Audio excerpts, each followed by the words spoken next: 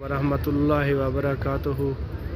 ماشاءاللہ بھائی اقبال قادری صاحب اور تحریک لبیک ضلع راجن پور کے تمام عہدیداران کارکنان، السلام علیکم ورحمۃ اللہ وبرکاتہ۔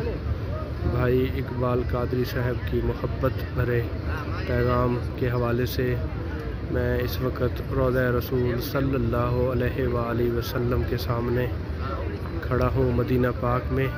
دعا ہے کہ اللہ پاک بھائی اقبال قادری صاحب کے مال رزق اولاد میں برکتیں عطا فرمائے، دن دگنی رات چگنی ترقیاں عطا فرمائے اور ان کے لیے آسانیاں پیدا فرمائے اور ان کو ہر مشکلات سے دور فرمائے۔